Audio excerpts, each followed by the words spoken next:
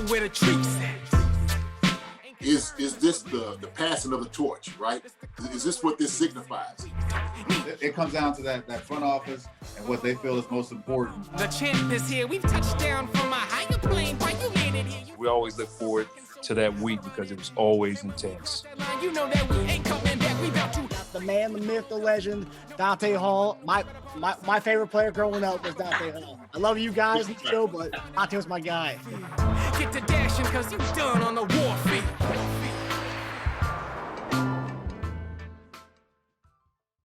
This episode of Chief Concerns is brought to you by BetOnline.AG. BetOnline is your number one source for all your sports betting needs. Get the latest odds, lines, and matchup reports for baseball, boxing, golf, and more, and even NFL preseason. BetOnline continues to be the fastest and easiest way to place your wagers, including live betting and your favorite casino and card games available to play right from your phone. Head to the website or use your mobile device to sign up today and get in on the action. Remember to use promo code BELIEVE for your 50% welcome bonus on your first deposit. BetOnline, where the game starts. Hey guys, welcome back to another episode of Chief Concerns. I'm Marcus Dash here with the legendary Chiefs tight end, Justyn Dunn. It's been a pretty busy week. It's our first full week with doing the Bleacher Report stuff and doing the Chief Concerns podcast. It's great for everyone who's tuned in for our extra shows. I know how much you guys love the new daily shows we have going a couple times a week now. But it's been a great week, JD. How you liking the new busy Chief Concerns schedule we got? I like it. It's something to get used to, but I do like it. I like the more engagement with the fans. Getting out here a little bit more, I think it's gonna, we're gonna give everybody what they need. We're gonna give everybody a nice dose of reality, some truth, of good and balanced look at the Chiefs. Nothing too emotional about things, man. We're just gonna tell it like it is, and I think people are looking for something like that, right? They're just looking for those things, and we're looking for everybody to come back to us and join us and give us your thoughts, give us your engagement. We want to hear from you all, and so that's what it's been. It's been very busy, but I love it. Extremely blessed, man. How you doing?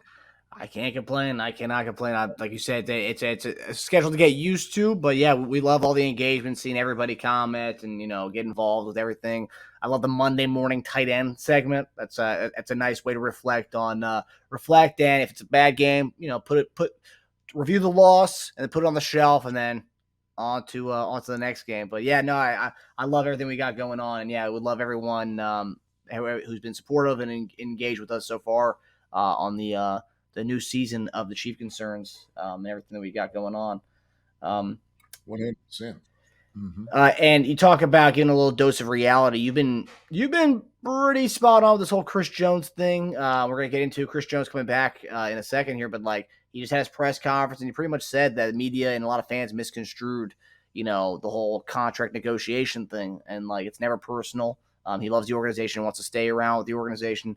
Andy Reid also said this is part of the game. He's been through a lot of holdouts, so he said it's just part of the whole thing. It's never personal. They maintain communication throughout the whole thing, but it's just part of the NFL. It's a part of what happens, and you've been great as far as laying that out to everybody throughout this whole Chris Jones thing. Yeah, I've been involved in contract disputes before. I understand where Chris was at with everything, and I know as fans, you just want the guy to be out there on the field playing. Okay, that's what it boils down to. I get it. I get that part of it, right? You play a ticket, you want to see a guy, come out. You're thinking about getting a dynasty, repeating what you did last year and the previous years, and so you have an ability and a chance and opportunity to make this team, back on the top, at the pinnacle. And so this kind of, for some people, some fans, just threw a monkey wrench into everything that was going on. But, the thing is, man, this is the NFL. This is the business of the NFL. And so Chris, always had to look after his own best interests as well as just the Chiefs did the same. But now, since they've come to some type of reconciliation, they've come to some type of compromise, now we can move forward. Now we can move forward from all the boos and hisses of Chris Jones and looking at him in the stands and what is he doing and how stupid is he, or how bad is his agents, as far as agents, all those things. Look, Chris has signed the deal. He just wants to be here and he wants to play. And it hasn't changed. It hasn't changed at all. I never questioned that he wanted to be a Chief for life. Never questioned that. Never questioned his dedication to the Chiefs at all. I think to him, it was all about compensation for what he gave to the team.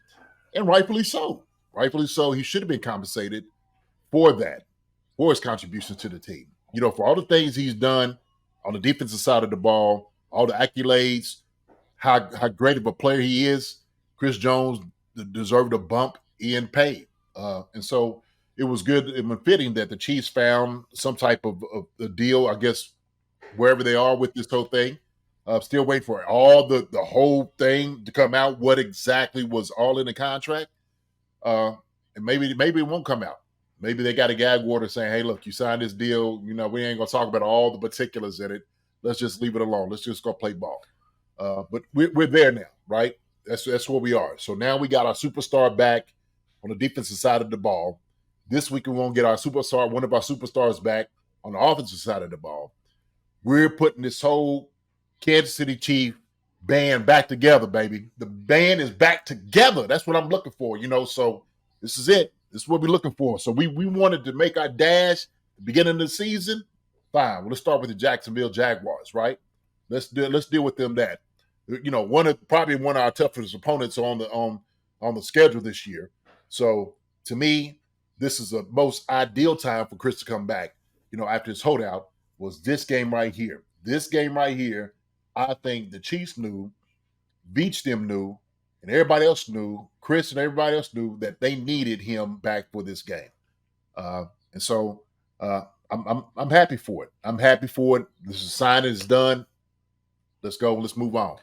Yeah, I mean, you can make the argument that if we were playing like a team like the Houston Texans, we may not see Chris Jones back this week. But the fact that we're playing such a high caliber opponent, I think Chris wanted to come back and show it, make sure that the whole world knows we're still here. I'm still here. You know, and like I'm glad they came to an agreement on the contract. And apparently, I read that Indianapolis is going to use the formula that we use with Chris Jones to bring back Jonathan Taylor when he comes back off the pup. Well, I'll tell you this. I think, you know, to be honest with you, you know, especially playing against an AFC opponent like Jacksonville, this is all about, you know, it's strategy and tactics. And you know that you got to get these wins early. So you want to put yourself in a better position to get this. You set yourself up for the playoffs down the road. And so it's paramount that Chris is back here, you know, helping to try to get this win. And I think Chris knew that too. Obviously, it was costing him money. He didn't want to keep paying that money if he didn't need to. So it was good. He was back in town, right? You've seen him out. And I think really, to be honest with you, him coming back sitting in the stands, everybody seeing him, part of the deal was him being here to get something done. I think that's what the whole point of him being here, wasn't just for the Ron McDonald, but also too for them to come to a point, an agreement to get this ship moving forward.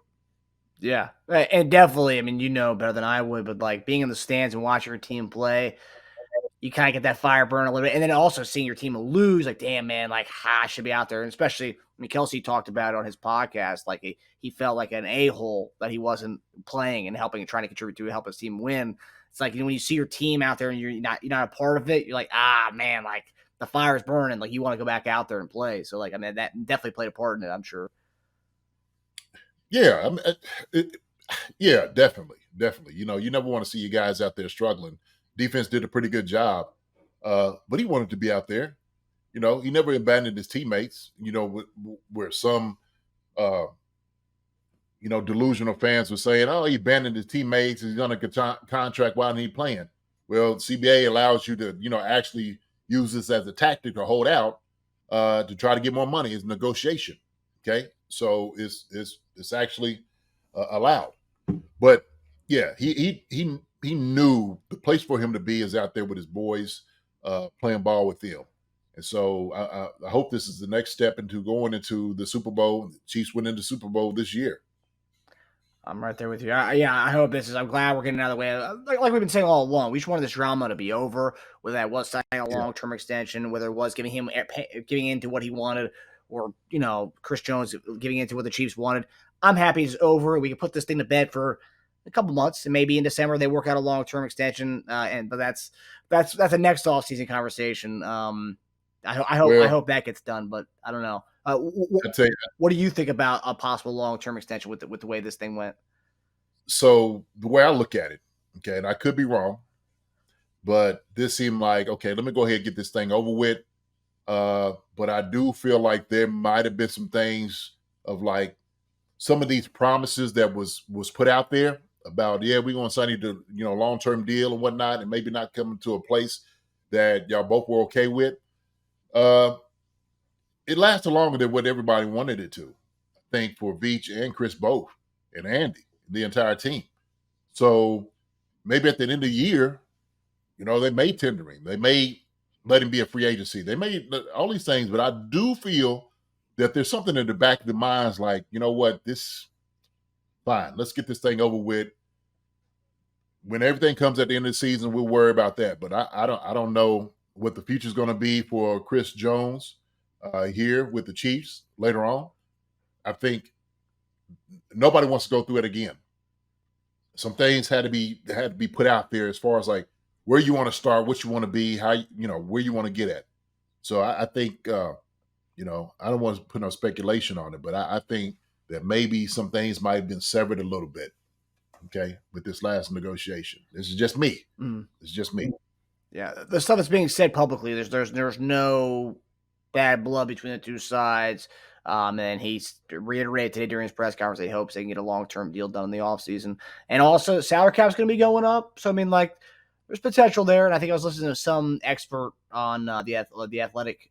They were talking about how, like, they think that there's a possibility that, like, obviously that he didn't negotiate a no tag, so we could still tag him at the end of the season for next year, and then we probably go around this whole thing again. But you go to one more year of a tag. He has $32 million, and then I think the next year's when that salary cap bump's supposed to happen with the new TV deal and stuff. So like they could play their cards right, maybe end up getting that 2-year extension by with the tag, and then maybe getting a good deal with him in another year's time, 2 years. Well, they could. That could definitely happen. I think he may come to the reality that the Chiefs are not willing to spend that much money on a defensive tackle.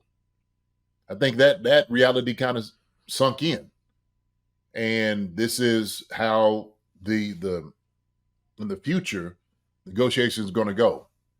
And I think that he was like, look, you know what, I want to be here. But I realize it's going to cost a lot of money for me to be here, and I don't think they're willing to pay that. So they may do some different things, maybe for their benefit. But that's how I feel about this negotiation, how it happened. Yeah. And so right now, I think they have a vested interest just to win games right now, to win a championship. And so if he does well, he'll still be able to earn big money on the market if he goes out there. Another team will still be out there, ready to give him, the big money. I just think the Chiefs, after this past year, next year, it still be kind of the same thing. I don't think they're really willing to pay $30 million or, even close to that for a defensive tackle, especially one that's, as everybody say, aging up at, going up in age. Chris Jones is going to be an effective defensive tackle for a number of years. For another 4 years, Chris Jones is still going to be a very effective defensive tackle. Yeah. He takes care of his body, man. He's a consummate pro. I think he still loves the game, but I think that's kind of where it is, man. And it's sad to say and sad almost to see, but this is business. It's the NFL, man. This is the business of the game, and that's why everybody shouldn't have been all up in arms and upset with these things because it's just how business goes. It comes with the territory, and so there will be some hurt feelings. What he said, no hurt feelings. Like you didn't lose. But you just know, like, okay, I get it. I understand what business is with this whole thing, right? Still love the Chiefs, and he still loves him. He still does. Fans still love him, But when you start looking for other guys that you want to try to sign in the future deals, we talked about Creed and Trey and all those different other guys. How's it going to sound? What's it going to look like, right? So yeah. I mean, plenty of time to see what happens with that. It's gonna be next offseason. It's gonna be interesting to see what happens with that whole situation. If we do the old tag and trade, or they work out some long-term deal that favors more of what the Kansas City wanted, back 2 months ago. But I guess we'll plenty of time for that conversation to be had. Anytime that, man. Look, let's get these wins, get these dubs. Get to the playoffs, win a Super Bowl. You know what I mean? Yep. We revisit that when it gets to that point. Yeah, I agree. All right, so now we're going to get into previewing week 2, the big game this week. And so we're going to start off with talk about Chris Jones and the defensive side of things. So last week, I think everyone went into that Detroit game kind of weary of what this defense could look like. The defense played great, only allowing 14 points. I think, towards the end of the game, you could see the guys are kind of worn out a little bit where they finally committed to the run. They kind of hammered away and got down to get that go-ahead score at the end of the game. But for the most part, the defense played admirably. I mean, they were playing without a $20 million plus dollar guy in the middle of that defense. When you're not playing with a guy who the cap is allotted to, and he doesn't play in that game, it's a big deal. And a lot of guys stepped up. Mike Dana stepped up. A lot of these guys did. But with Chris Jones coming back, and I know in our live stream we kind of talked about top 10 potential, but I don't even care about top 10 potential. But how much better do you expect this defense to look maybe this week or maybe not this week, then 2 weeks from now? But based on what you saw last week, the potential of how these guys can rise, the second-year jump of Karlaftis, King Felix looking pretty solid. How much better do you expect this defense to look with Chris Jones in the lineup, with everyone playing the way they are playing right now? I mean, I think they're going to look significantly better. And so as good as they looked last week, I think they'll look even better with Chris Jones in there. Because then all of a sudden what you do is you freed up King Felix, you free up George, you free up the linebackers to make more plays. The secondary can go out there and play a lot more looser than what they were and get into wide receivers just getting their tails. That's what they can do. And so also, too, it frees Spags up to make plays. And he called a brilliant game last week. He did. And they executed everything to a T, exactly how it was all drawn up. And so this week, I think you'll start to hit home because you'll see a much better offense in Trevor Lawrence and the Jaguars than it was with the Lions. I think Lions are a good offensive football team, but I don't think they're nowhere near where the Jaguars are. I just don't. They don't have that many weapons. And so when we talk about Christian Kirk, Etienne, we talk about Zay Jones, we talk about Ingram, we talk about Calvin, right? Ridley, and we talk about all these guys. Did I miss anybody? Because that's how many guys they got. They got a lot of guys everywhere, right? You got the top ones. Yeah, that's more than enough. That's more than enough. So they got plenty of weapons to do things around it. But it's going to be a good challenge. It's going to be a good challenge for our defense going against this juggernaut of an offense this week, and especially down there in Jacksonville too. So I'm waiting to see it. I'm waiting for Chris to come out here off this holdout and come and make some plays, right? Come make some plays, big fella. Okay? You got your money. Let you in the game. Maybe get you, somewhere around about 65% of the snaps, maybe 70. Go make some noise now, okay? You even said it. You said he made some of these things. He took some of these things personal, and he should. You should take them personal because he realized, like, man, some of these jokers don't love me like that. They don't. They don't know what I'm trying to do. But hey, whatever. But we know right now that this is a tough contest for the Chiefs. It's a tough contest for the Chiefs, and offensively, going for the offensive side of the ball. We know we need to go ahead and do better on the wide receiver catching the football. We know we need to do a much better job blocking, run blocking in the offensive part of the game scheme. We're going to have Travis Kelce back, so that's going to put up a whole lot of different things. And I'm going to bring this up, too. Another thing that we didn't do really well against was our special teams. I don't want to leave them out of it. I don't want to leave them out of it all because special teams is a weapon. And so we need all the things encompassing, to play well to beat this Jags team.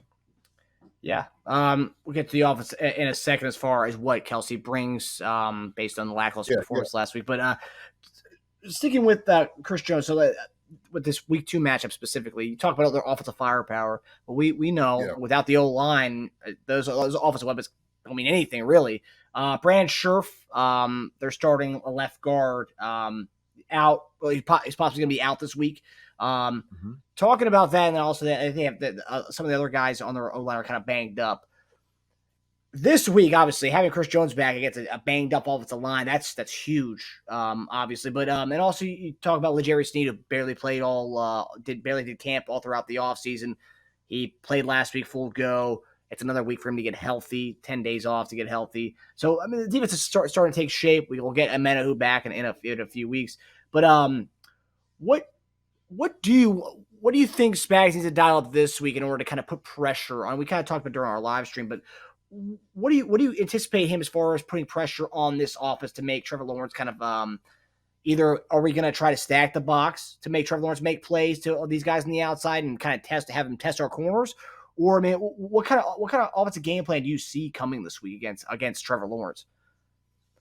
I think it's what you had to bring pressure, and I think what you do is give him different looks about guys coming to the line of scrimmage and seeing he's making a count, who's coming now, and back some guys out. And so what you do is you just kind of put him in a situation where he's thinking a lot. Okay, you're showing him one thing and doing something else. And Spags is going to do a good job of that. But I think that's one thing that you have to do with Trevor Lawrence. Trevor Lawrence does a great job of getting the ball out of his hands. He gets rid of it quick, and he's throwing darts. He's got some really good receivers who can catch the football. Not only that, but they can make yards after the catch. So one of the things you have to do, and I've seen this in the game, is you got to get your hands up too, right, in the lane. That's another thing. I'm sure they're going to reiterate that during practice. Like, hey, look, get in your passing lane. Get your hands up in the passing lane. Let's be physical on those guys up there when they're running the routes. So that's going to be the thing. And the main thing that you have to do, you have to stop the running game. Can't get Etienne start running, because then all of a sudden that opens up the door for everything. And once that joker start running and going, because he don't go down easy, it could be a long, long day. But the thing is, if you bring some blitz off the edge, a lot of pressure off the edge, up the middle, Chris gets push, which is always a tough thing to do, okay, for a quarterback to deal with. It's pressure in their face. And Chris is coming out with fresh legs to get pressure, okay?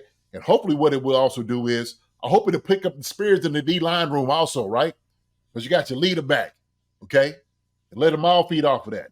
So I think that's the key to stopping Trevor Lawrence, is kind of bringing pressure, keep him uncomfortable, get him moving his feet out of the pocket. He's good running the football with his feet, but also too, just staying on him, staying at him. And I think that'll be the key to being successful this week against him. Yeah, I mean, that's one thing they have. They have the ground game with the mix of Etienne and Tank Bigsby, their rookie running back, and then obviously their receivers on the perimeter. Those are two things that kind of stuck out last week. Obviously, the last drive of the game, because we kind of pretty much they contained their rushing attack last week with Montgomery and Gibbs. But it wasn't the last drive they kind of committed to it. But before that, when they were moving the sticks, Goff and that Lions passing attack, was the middle of the field and the crossing routes. What did you see specifically from our defense that was allowing us to give up a lot of those crossing routes in the middle of the field? So what allows the middle field to open up is when you're worried about the run. That's part of it. So if a team is gassing you, linebackers are coming up a little bit faster, right? They're holding their position because they're thinking, they got some great runners up front. They got a great offensive line playing against the Lions last week. We got to watch the run, okay? They got two talented backs back there that did a great job. So a lot of that is just kind of the play action, and they did a lot of that too. A lot of play action that keeps linebackers' feet in the mud. So I think that was part of it, to just kind of give up to that middle man. But you're gonna have that issue this week. The thing is, the difference is, if you got somebody up front who could take double teams and you could hold all that up, now you can kind of sit back a little bit. You can keep guys off of you.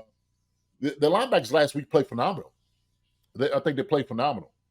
It's going to be very key for those guys to get back in passing lanes to stop everything that's, like you said, over the middle, and just kind of getting those little curl routes, that area, curl, hook route, spacing, part of it. But yeah, I think a lot of it had to do with the combination of the running game affecting the passing game that opens up the middle, because you're trying to stop the run. That's what it is. Yeah. Of the guys, so they have so many different talents. You mentioned Ridley, Kirk, Zay Jones, and Evan Ingram. I mean, gosh, they go so deep with the receivers. Of those guys, who are you more concerned about game planning for this week? Oh man, Because it seemed like we had a hard time with Sam Laporta last week, their tight end. I mean, he had a pretty big game for his first career game. I was going to say Ingram. That he's a guy that you have to make sure doesn't go off on you because he's very talented, and so he's going to go against our safeties, and he can get in that middle. He can make some moves. I think the corner's going to be pretty good against what they have out there. They did a pretty good job, with them kind of last year, kind of be in their face, challenge them a little bit. But the tight end, though, if he starts hitting you over the head, that's a different ball game. And we know Ingram can put some numbers up, man. He's very fast, got good hands. He can make guys miss. He gets in this route fast. You could tell. It's funny because you could tell when he's going out for a pass. I watched the game with Indianapolis, and I knew every single time he was going out for a passing route. You could tell. Because that joker ain't going to block nobody. He ain't chopping his hands on anybody in the running game. He ain't going to do that. As soon as that sucker man got the pass, pew, we talking about a little, our little joke we was talking about having saying making noises. Mm-hmm. That's like he's out the gate quick. So, but yeah, I think that's going to be the key, man. Ingram is like the sneaky type of dude that you gotta watch, that you can't let him start killing you. Yeah, and hopefully they make more priority of the tight end, knowing what Laporta did to us last week. It's going to fall on Cook and them guys. It's going to fall on them. It's going, and Reed. It's going to fall on them guys. Linebackers too. So, yeah. It's that middle. Yeah. Whew. I have Ingram in a few of my fantasy leagues, so I mean, if he has a good game, all right, but not too good of a game. Yeah, you have a good game and still lose. I want you losing. I want total. I want you losing, but you can have have a couple yards here and there. Yeah, get a little point. I hear you. Like maybe like 7 catches. It's a PPR league, so it's like 7, 8 catches, like 25 yards. There you go. It's a 10 in fantasy. I'm fine. I'm fine with that for my tight end. Yeah. So from their tight end to our tight end. So we got Chris Jones back on defense. Check. Now we're going to get our guy Travis Kelce, who looks like he's going to be playing on Sunday. So very good. Very good. Yes, sir. 87 is back, baby. Yeah. He's back. And it's one of the things last week, everyone was kind of blaming. The big question was, did the defense look worse without Chris Jones or the offense look worse without Travis Kelce? I think overall, the offense looked worse without Travis Kelce. But now that he's back, a lot of people seem to think that everything that was wrong with the offense is we're going to be back to, fire on all cylinders. That's my question to you. Does Travis Kelce solve all the issues you saw last week with the offense, JD? No, not all the issues, but majority of them he does. Because without a doubt, that is Patrick Mahomes' number one leading receiver. That's his guy. That's his go-to. And so when you don't have that outlet, I see the little grimace on Patrick's face when these guys are dropping balls, or maybe not getting open. 87, Kelce, he's going to be able to do that. Like I said, that's his guy. He knows they on the same wavelength about getting open, what do you need to do on this play, particular thing. Patrick's looking for 87. Okay, this guy's not open. This guy's not open. Third shot, where's Kelce? Okay, that's his read. That's what it's going to look like. So more so than not, if Kelce ain't the number one on this, he's number 2 or 3. That's primarily what it is. But Kelce can't catch the ball for the wide receivers. He can't do it. He can't catch the ball for these guys. Okay? But I think these guys are going to be okay. I think Kadarius Toney is going to be all right. I think Sky Moore is going to step up this week. I think MVS is going to show up a little bit more. Hopefully Rashee Rice gets to get a little bit more reps. Hopefully Justyn Ross get a little bit more reps. And so that's what I'm looking for. I'm looking for right now for these guys to start building some type of rapport and getting better week after week after week after week. And sometimes it's one thing for Travis to be on the sideline, rooting these guys on. It's a different thing for being in the game, making plays when those guys like, heck yeah, that's what I'm talking about, right?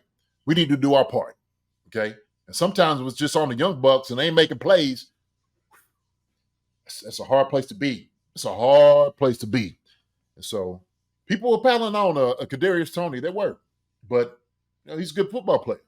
He's going to be even better this week.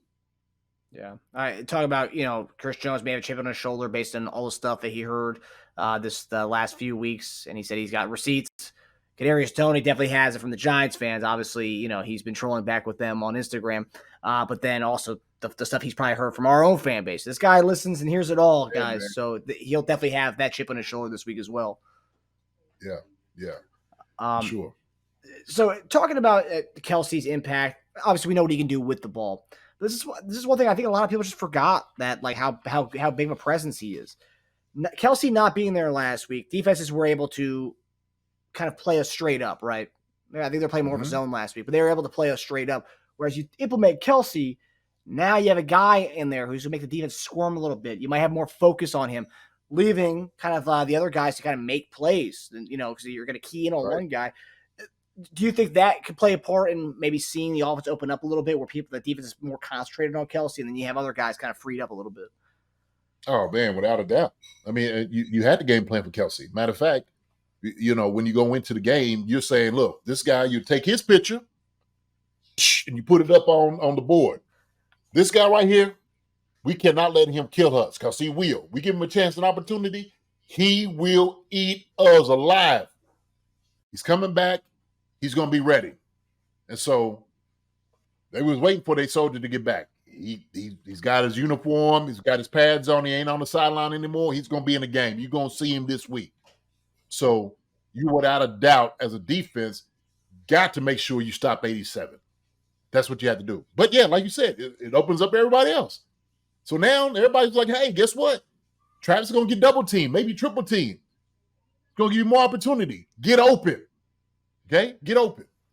Now look, everybody don't want to hear excuses about you're young and this and that and, he's hurt. Nobody wants to buy into those excuses. I understand how they are, because it's reality. Okay? Kadarius Toney came out and he probably shouldn't have played.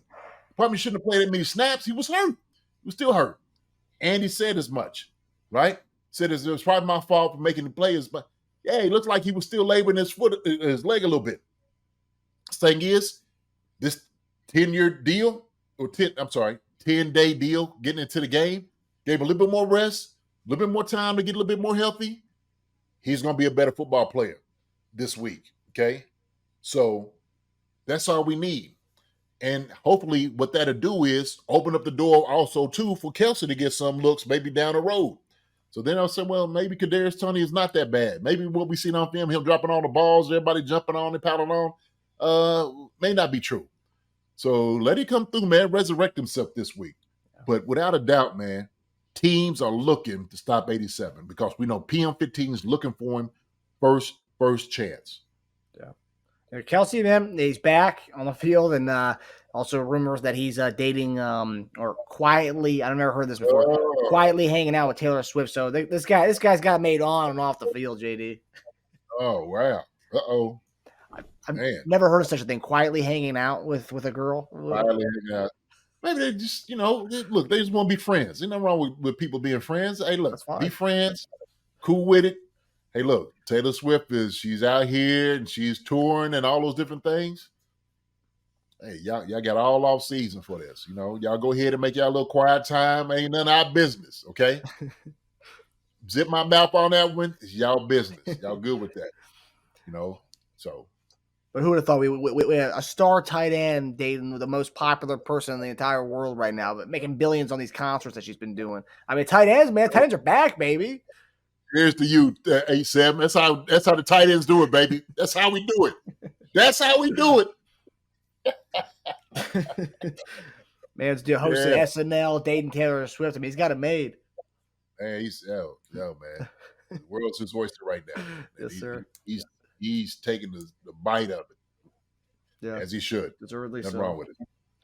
All right, so we're going to head to our last topic of the night. It's our game predictions. If you were watching our Bleacher Report, you would have seen our prediction already. But, hey, if you're making bets this weekend, you might want to listen to what JD's got to say. Okay, so Chiefs on the road going to Jacksonville, 3-point favorite.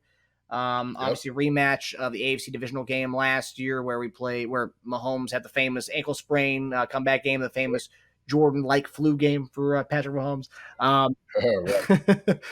Came back, we won that game. But obviously, we mentioned some of the additions they have. Calvin Ridley, a new guy they have in-house, looked great last week against Indianapolis. So, obviously, these aren't the same teams they were last year. However, No. they looked good last week. A lot of people are picking them to be the 1 seed in the AFC playoffs this year. Well, but they're meeting this week. Chiefs 3-point favorite on the road. The total points for this game, JD, is 51 points, highest point total of the weekend for any NFL game. So, JD, who do you have and why? So you know what? I'm not shocked after watching all of those, like the first week, all the kind of low scores, the bad ball. We sit there and we watched. We talked about this. I want to bring this point up though first. Talk about all the guys that lost. Okay, I think I brought this like, man, all I seen was 45 million, 55 million, 54 million, and 30 something of guys that lost. They, all these, top quarterbacks, okay, making all this money, losing, okay, and it's one of those things they're looking for this week for guys to come back. What's going to be now, okay? These guys making all the money out of the face of the NFL. PM50 is going to come up, man. He's going to hang up at least 4 touchdowns. So they're going to get 31 points. It's going to be 31-28 Kansas City. That's what I'm looking at. Trevor Lawrence is another one. He's going to put up a lot of points. Defense is going to play well. They're going to play well. And the thing is, it's going to be a sneaky 28. It is. It's going to be a sneaky 28. Considering who we playing against, 28 is not being it's not a bad job, right? You always look 21 under that. 28, because it's Jacksonville, they'll sneak one in. We know that. But Patrick Mahomes and the Chiefs, 31-28. That's what I'm looking at. So that's what on the live stream you mentioned that you think. So you said Mahomes is a new 4 touchdowns for Mahomes. How many of those go to Travis Kelce, and then how many sacks does Chris Jones get? So I had 2 of those going to go to Travis Kelce, 2 touchdowns because he's ready. He was ready last week, man. He just, oh my gosh, he just looked so sad because he couldn't do nothing out there. And I feel his pain. I've been there. Where you hurt, you just thank God you just want to do, and you know what you can make a difference in this. So he's gonna dial him up for 2. Dime the dummy for 2. That's what I'm looking at. And then, of course, Chris Jones on the other side, come do his little wave.